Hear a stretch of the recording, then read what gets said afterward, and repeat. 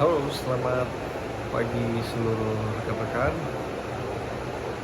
Perkenalkan, saya Dimas Tur Cahyanto dari Program Studi Sistem Informasi kelas SI 105.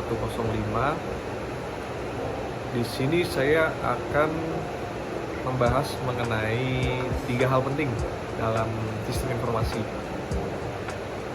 yaitu ada siklus hidup sistem, otomasi perkantoran, dan juga bagaimana IRM membantu organisasi dalam mengelola sumber daya manusia. Nah, pada kesempatan kali ini kita sudah tahu ya bahwasannya kita akan membahas mengenai 3 hal penting dalam sistem informasi. Yang pertama adalah SDLC atau bisa kita sebut juga System Development Life Cycle, di mana di sini akan membahas mengenai siklus hidup sistem dalam sistem informasi. Kemudian yang kedua adalah bagaimana peran dari otomasi sistem atau otomasi perkantoran. Dan yang ketiga adalah bagaimana IRM dapat membantu organisasi mengelola sumber daya manusia. Nah, kita akan mulai dari bagian yang pertama. Kita tahu bahwa SDLC atau System Development Life Cycle ini adalah tahapan dalam pengembangan suatu sistem informasi, di mana tahapan-tahapan tersebut meliputi adalah perencanaan atau planning, yang kemudian ada analisis, kemudian yang ketiga ada design, yang keempat ada implementation, yang keempat pengujian, dan yang terakhir adalah pemeliharaan. Nah, kita tahu bahwa karena mungkin teman-teman bertanya, mengapa sih sistem development life cycle ini adalah suatu hal yang sangat penting dalam sistem informasi? Karena sistem ini dibuat untuk dapat lebih terstruktur, efisien, dan juga sesuai dengan kebutuhan yang pengguna. Dalam tahapan-tahapan dari sistem development life cycle ini, kita tahu bahwa ada planning, di mana planning tersebut adalah untuk menentukan tujuan dan sumber daya yang kita butuhkan.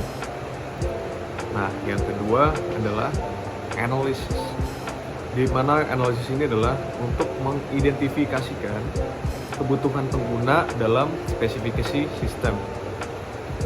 Kemudian yang selanjutnya adalah design, di mana desain ini berguna untuk membantu membuat blueprint dalam sistem, termasuk UI atau UX atau antarmuka dan juga database. Yang selanjutnya adalah implementation. Kita tahu bahwa implementation ini adalah sebuah implementasi ya atau penerapan, di mana penerapan ini berguna dalam pengkodingan dan juga pengujian dalam sistem. Dan yang kelima adalah pengujian atau testing.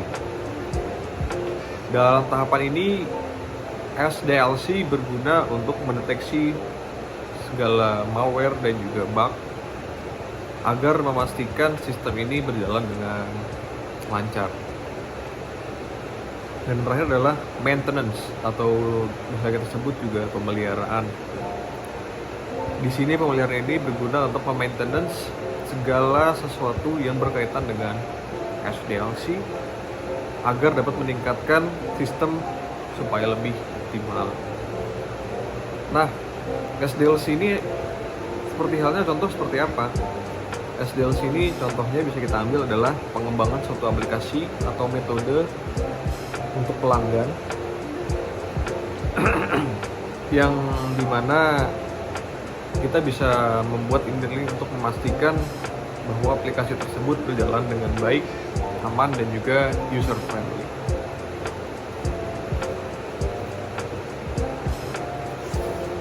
Untuk selanjutnya, kita akan membahas mengenai mengapa otomasi sistem perkantoran itu penting dalam era teknologi saat ini. Nah, otomasi perkantoran itu sangat penting pada era digital teknologi saat ini dikarenakan administrasi perkantoran bukan suatu hal yang jadi sebuah pilihan, namun menjadi sebuah keharusan pada era teknologi pada saat ini. Karena otomasi sistem ini dalam dunia perkantoran adalah suatu penggunaan teknologi untuk dapat mengelola segala tugas, perintah secara administratif, dan juga dapat menjadikan pekerjaan lebih efektif, efisien, dan juga tepat waktu. Nah, mengapa otomatisasi perkantoran ini cukup penting dalam era teknologi pada saat ini? Karena pertama, kita tahu bahwa dunia perkantoran atau administrasi sistem ini dalam dunia era modern ini adalah mobilisasi ya. Mobilisasi yang dimana segala pekerjaan ini kita butuh kecepatan.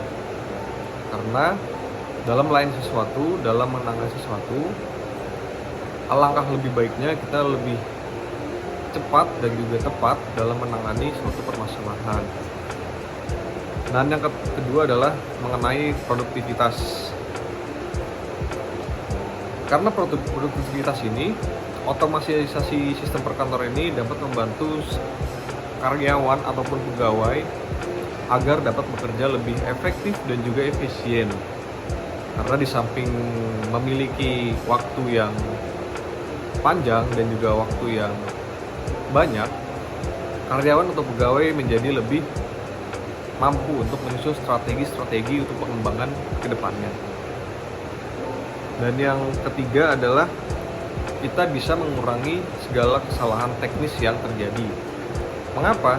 Karena pada saat kita menggunakan otomatisasi sistem perkantoran ini, segala hal yang kita lakukan ini dilakukan oleh mesin ya, atau sistem. Di mana sistem ini telah dirancang khusus untuk dapat membantu pekerjaan manusia untuk menjadi lebih optimal dan juga tepat sasaran. Dan yang terakhir adalah untuk dapat mendukung kinerja jarak jauh. Ya, kita tahu bahwa saat ini dunia telah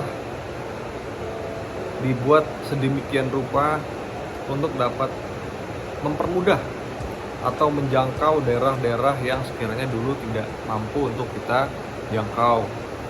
Seperti halnya contoh pada tahun 2024 kemarin dari Tsinghua University di China, mereka melakukan otomatisasi sistem untuk operasi jarak jauh. Dan puji Tuhan, alhamdulillah, kegiatan tersebut berhasil dan berjalan dengan lancar. Itu adalah salah satu kegunaan atau kepraktisan dari penggunaan otomatisasi sistem perkantoran. Nah, contoh dari otomatisasi sistem perkantoran ini apa saja? Yang pertama adalah Google Workspace yang biasa kita gunakan dalam perkantoran, yaitu seperti Docs, Excel, dan juga Spreadsheet. Dan yang kedua adalah Slack atau Microsoft Teams, di mana kita biasa gunakan untuk berkoordinasi pada saat kita work from home ya, biasa kita lakukan pada saat COVID kemarin. Dan yang terakhir adalah sistem HR digital, di mana ini adalah untuk mengabsensi karyawan secara otomatis. Nah, contohnya bisa kita lihat pada cuplikan video berikut ini.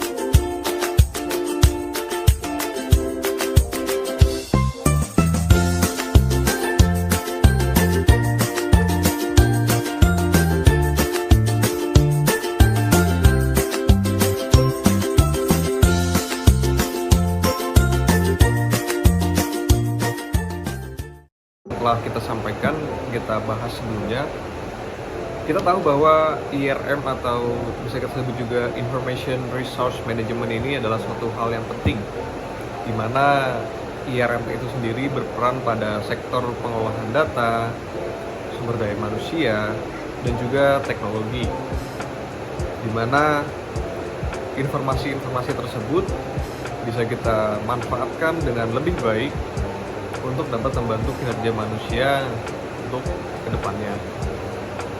Nah, Bagaimana sih mungkin kita bertanya-tanya bagaimana Information Resource Management ini bekerja? Dalam IRM kita membagi menjadi 4 tahapan, yaitu ada pengolahan data, kemudian ada optimalisasi teknologi, kemudian ada peningkatan keamanan, dan yang terakhir adalah pendukung untuk mengambil keputusan. Nah, dalam pengolahan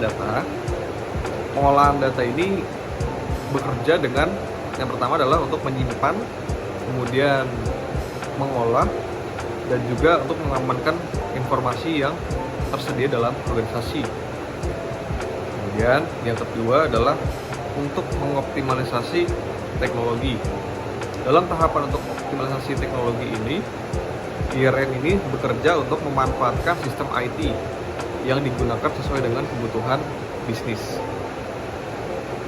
Nah, yang ketiga, dengan peningkatan keamanan, IRM itu sendiri dapat mencegah kebocoran atau data informasi yang tersedia ke khalayak luar agar tidak bisa dimanfaatkan oleh oknum-oknum yang tidak bertanggung jawab. Nah, yang terakhir adalah pendukung atau menyokong dalam pengambilan suatu keputusan, di mana IRM ini sendiri bekerja dengan memanfaatkan segala data yang akurat untuk analisa bisnis.